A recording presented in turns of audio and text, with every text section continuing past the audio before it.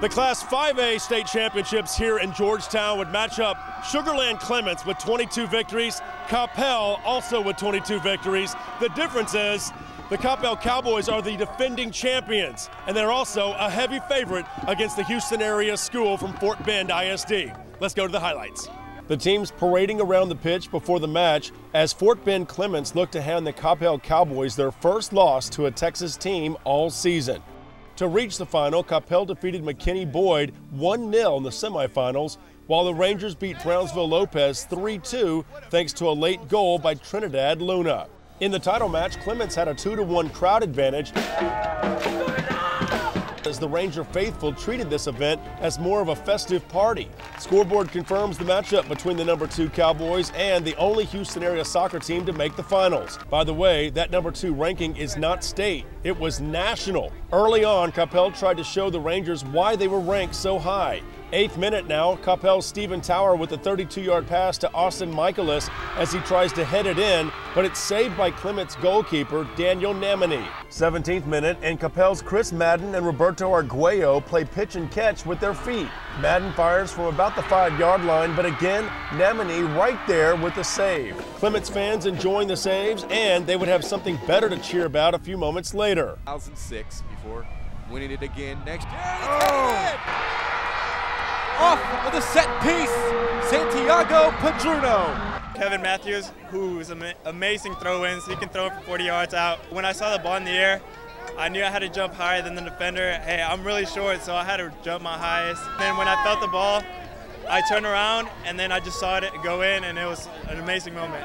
Clements takes a surprising 1-0 lead in the 20th minute. Coppell had a golden opportunity to square the match in the 22nd minute. Madden sends it towards the goal box after a corner kick. Ball headed around before Justin Todd does a Chuck Norris sidekick, but the white object hits the crossbar and stays out. Another chance to tie in the 32nd minute, but Todd kicks the ball off teammate Kevin Matthews' posterior. A little bit of luck keeps it 1-0 at halftime. That's one of the things that we've tried to do the entire year is get an early goal up on teams.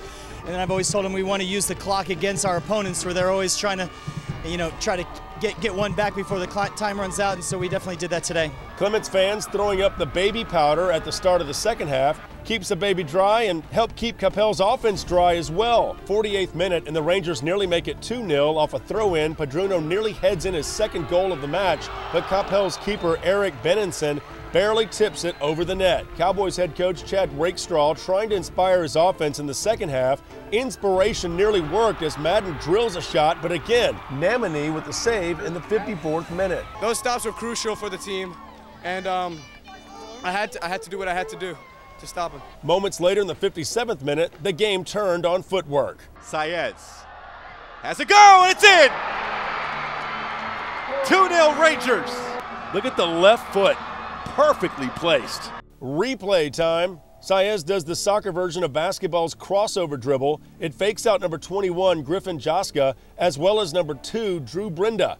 Those two run into each other after creating an opening as number 14, Kellen Reed, can't get over.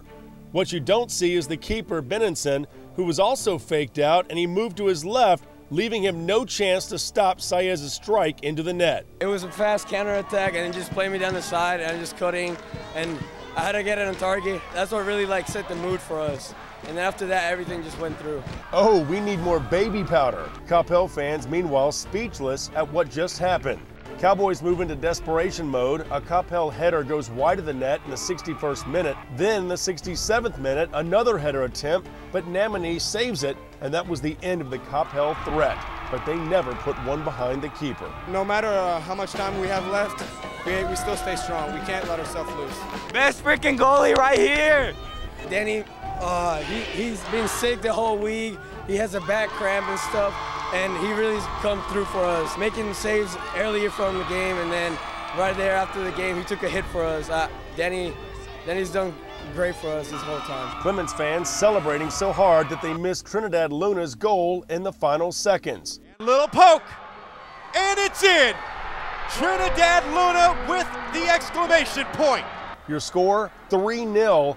Luna among the Ranger players headed to the stands as time runs out on Coppell's repeat bid, and the Rangers celebrate their first state title in any sport since the school opened in 1983. Ironically enough, that was the year the UIL held the first soccer state championship. Todd Erickson will forever be known as the answer to a trivia question: who was the first Fort Bend Clements coach to win a state title at the school? Wanted to shut down them around the outsides, which I thought, everything that we did, I felt worked for the most part. They had some pretty close set plays in front, but for the most part, we defended them pretty well, and we got around them pretty well also. Padruno was named the MVP of the match, though Erickson pointed out that the crowd deserved gold medals as well. Our fan support has been the best ever, this year.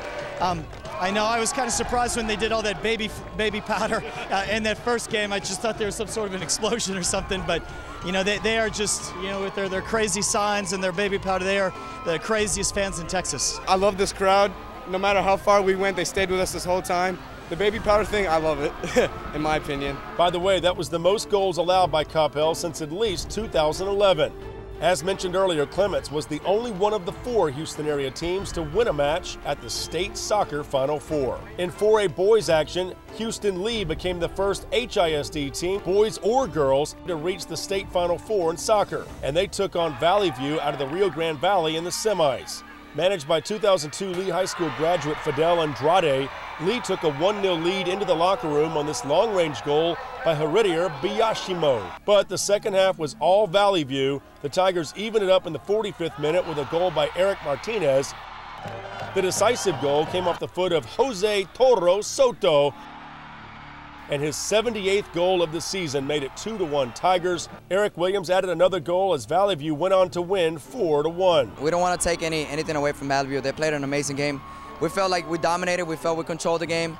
We had a goal at the beginning, but after that, we made a couple of mistakes with those long balls in the area, and our keeper just couldn't get it out. But besides that, I'm really proud of my guys. I think we left our heart in the field, and we finally put Houston on the map to represent all our districts in Houston, and that's what we wanted to do. We wanted to come out here and just play our heart out. Meanwhile, on the girls' side, despite taking an early 1-0 lead, Katy Cinco Ranch came up short in their 5A semifinal against Louisville Hebron. Hebron scored 3 unanswered goals to end the Cougars' season 3-1.